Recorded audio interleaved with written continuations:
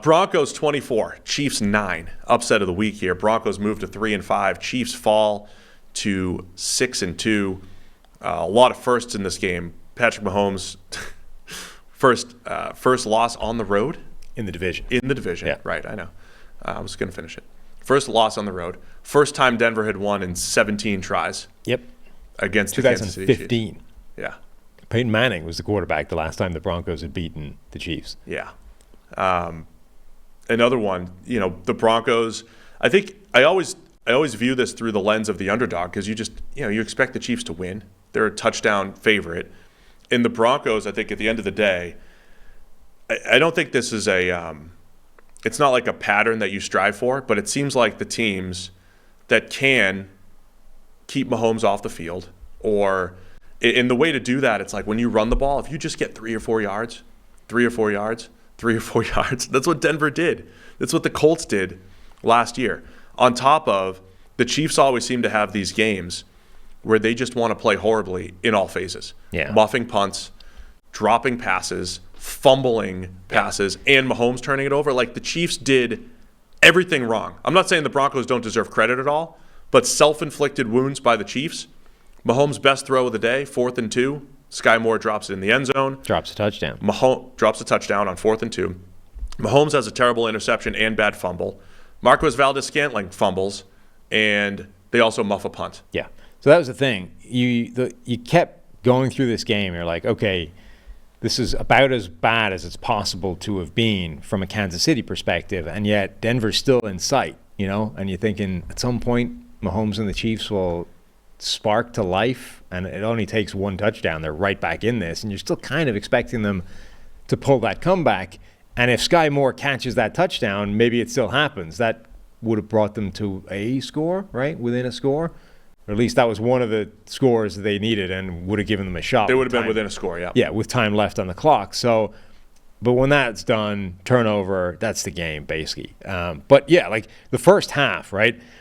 Denver had 3 turnovers, had 2 red zone stops, and had like a special teams field flipping play go their direction, and we're still only up 14-9.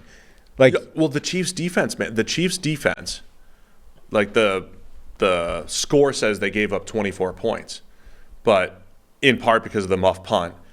But like the Chiefs defense kept making stops. Right. Russell Wilson took multiple sacks to knock the Broncos out of field goal range. Plus, the Broncos gifted the Chiefs, or the Chiefs defense earned, a 3-point attempt just before the half. Yeah. With a strip sack. So that's my point. You're looking at this and you're saying everything has gone their way, and they're still only 5 points in the lead. Like at some point, something is going to go Kansas City's way, and they'll get back in this. And it just didn't. Like they never stopped making mistakes that put them in a deeper and deeper hole. Where I do want to give the Broncos a ton of credit was their defense, though. It wasn't all just self-inflicted wounds by the Chiefs. Certainly the Sky Moore drop changes things a little bit, but this was one of those games that appears every now and then where Mahomes gets to the top of his drop and he's just not throwing on time very often. Yeah. And so the Broncos were taking away first reads. I thought they did a really nice job for as wide open as Travis Kelce has felt over the middle of the field the last couple weeks. The Broncos did a really nice job taking Kelce away. Was it the Taylor Swift factor? I don't know. Maybe they were doing a lot of analytics on wit and without Taylor Swift. Analytics, right? There's a lot of analytics going on.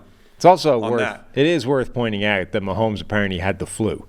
Oh yeah. So I mean, it's going to sound like we're Chiefs apologists, but they turned the ball over 900 times. Mahomes had a flu game, which did not turn out like Jordan's flu game. He's got broken bones on his hand. Well, one of the differences, I mean, one thing that stood in Jordan's favor, right, with his flu game, is he got to play in the nice, warm inside.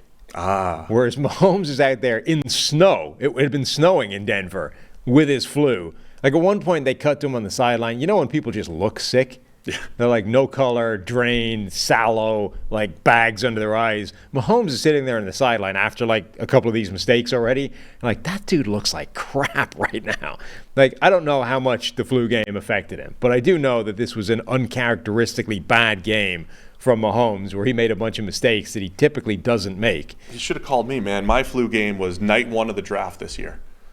Night one of the draft. We could maybe. I could barely even talk at noon, but I brought it till 2 in the morning. 2 in the morning, we were going live. We were going nuts.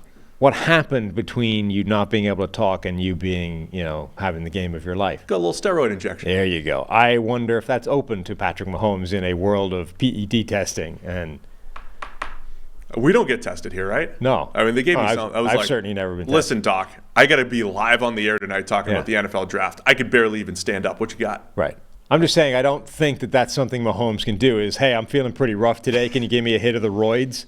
I don't think that's an option. What do you think he was doing? Forget it. Anyway. I'm just saying halftime of the Jags game in the playoffs last year when he went from can't walk to let's lead a Super Bowl. I think that's painkilling as opposed to steroids. I gotcha. Anyway, my point being, I have no idea how much that affected him. It could have been 0%, 100%, anything in between. But it is, I think, at least worth mentioning that Patrick Mahomes apparently had the flu in crappy weather. Yeah. Coincidentally, the Chiefs' offense was bad and made an absolute litany of mistakes, and they lost. I want to highlight the Broncos' defense, though, because Jaquan McMillan really doing a nice job at slot corner this year for the Broncos. He had the pick. The Broncos did a really nice job taking away first reads, and they also, they played him twice in 3 weeks. Held him to 19 points a couple weeks ago, and now holding them to 9. A Broncos defense that gave up 70 to the Dolphins and looked historically bad. And I said, look, they can't be that bad. They're a better team. I at least got that one thing right, that they'd be better over these last few weeks. But they had that strategy where we're going to kind of half rush, half spy Mahomes. They have a nice athletic player like a Nick Bonito who's really fast and can kind of play that spy role and track Mahomes down and not give him the out-of-structure plays. I mean, again, maybe it's a prayer, not a strategy, but if you could take away the first read for the Chiefs and then also somehow make Mahomes' pocket movements, just slow them down a little bit. Just block the rushing lanes. If you can execute those two things, which is a prayer because you have to be good to do it. You have to stop the first read and also keep him in the pocket. But the Broncos did a really nice job of those two things more often than not. And that was, they executed extremely well to slow down this Chiefs offense. They did, yeah. The 3 sacks that he took was a season high this season. It's not actually a particularly large outlier number in Mahomes' career. I know he has this, not just a reputation, but he doesn't take sacks very often, but he does tend to have them in bunches where there's a bunch of games with 3 or 4 sacks in them. But there was one in particular, the Baron Browning strip sack thing before the half. That felt like a play normal Mahomes doesn't take. Right. That's the type of sack that he doesn't take in a regular game. So whether it was flu, whether it was defense, forced, that was a difference between Mahomes in this game and Mahomes in a normal game that was tipping things in the direction of Denver. And Baron Browning, pretty much immediately, in fact, after I questioned whether he was pass rushing Travis Fulgham, he's bounced back. He's back now. Yeah. Now he's great and well. On the other side, weird game for Russell Wilson. Only 19 official attempts, 12 of 19 for 114, including 3 touchdowns. Beautiful last touchdown, lofted up in the end zone. But he was also sacked 6 times, like I said, including suboptimal times. 3rd and long, just kind of waiting it out. Should have been throwing the ball away if possible to save field goal range. And also rushed 8 times, Wilson. But yeah, I think the grinded out running game, like there was a point where the Chiefs had 3 plays in the third quarter. That was the difference. I mean, there was like a 18 or 19 minute stretch of game time where the Chiefs barely had the ball. So like all those things add up. Broncos defense playing well, Chiefs mistakes, and Broncos win it, man, 24-9. George Karlaftis had a pretty good game, and he's taken a step forward this year. He really has. He's still not great, but he is one of those classic high motor, always working type of players, and now he's winning just a bit by himself, right? And those more two than things, just with power. Which is important. But like last year, he literally, I don't know how many of his plays last season were like clean wins that didn't require clean up pressure or pursuit or like anything else. It was just you beating a blocker, getting pressure. But honestly, I feel like you could count them on one hand. I haven't gone through, he had 41 pressures. And at this point, I would be surprised if more than 5 of them were like clean, decisive wins against a blocker. This season, he had 56 pressures. I was looking at somebody else's numbers. But same thing. I would be surprised if more than 10% of those were actual decisive, solid pass rushes. This year, he's got some of those plays as well, and he still has the hustle, cleanup, pursuit type plays. So, he's making more of an impact because of that. All right, last thing on this game. Flu game or not, in 8 games this season, the Chiefs have scored 20 or fewer points in half of them. Yeah. 4 times. 20 in opening night, 17 against the Jags, 19 against the Broncos, and 9 against the Broncos. There's been 3 or 4 games where the offense has looked like we expect from the Chiefs. They didn't have any lulls last year, right? It's a similar supporting cast, minus Juju Smith-Schuster, similar supporting cast. Something to keep an eye on. The Chiefs' offense, the inconsistency at receiver. I don't know if they're going to be a player at the deadline because they have a lot of players. Nobody that's like Sky Moore's not super dependable yet, Dude, right? Sky Rashee Moore Rice is, but he even dropped one over the middle as well. Like all those things have added up for the Chiefs. Rashee Rice, I think, is becoming their number 1 wide receiver, but is still young, is still working his way into it. Had that drop, which was not ideal. Sky Moore, I cannot believe how bad he is in the NFL. I'm honestly amazed. I mean, I tweeted last night. Somebody pulled up a tweet that I had at draft time that was like, Sky Moore. I'd be very surprised if Sky Moore wasn't at least a good NFL player, and now he goes to Patrick Mahomes and the Chiefs. It's a steal of a pick, whatever. Someone pulls that up to try and dunk. I just quote tweeted with, "I am very surprised."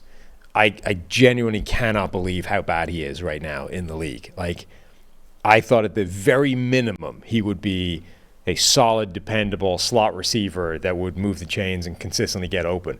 He's not even that. He brings nothing, literally nothing to this offense. Wow. Except like he's taking up snaps that other people could use better. I'm honestly staggered by how bad he's been. I wonder if the Chiefs, do they cross-train their receivers too much? Because like the way they were using Sky Moore last year was like, all right, we're up a score or 2 late. He's getting all of our jet sweeps and screen stuff, which is not necessarily how I would use Sky Moore. This year, they're turning Rashee Rice, who I think could be a contested catch monster. He's becoming a high yak guy. Now, he's good at that too. They've identified that. But I wonder if the Chiefs are cross-training all of their receivers, which helps their offense, right? X lines up at Z, and we move guys around and everything. But I wonder if they're losing out by not playing to guys' strengths maybe too much. I don't know. I just think thinking out loud here as I'm hearing it. It feels we like have to talk Sunday Night Football though. It feels like they've just been searching around for something that he can do well and haven't found it yet. That's also possible. And I'm absolutely amazed by how bad he's been for them. And then on the other side, you've got Courtland Sutton looking much more like the Courtland Sutton from before he got his injury. Like he goes and mosses a guy down the sideline. Jerry Jeudy is making contested catches deep down the field. Like the Broncos receivers actually showed up in this game in a way that they haven't always for them. I mean, if the Broncos weren't so embarrassingly bad on defense earlier in the year, they're sitting here at 3-5, and they've played a few football games that look like they should. Russell Wilson still has incredible stats this year, but there's still something missing there. There's a chance, though, the Broncos become second half feisty, though. Second half feisty. Second half feisty.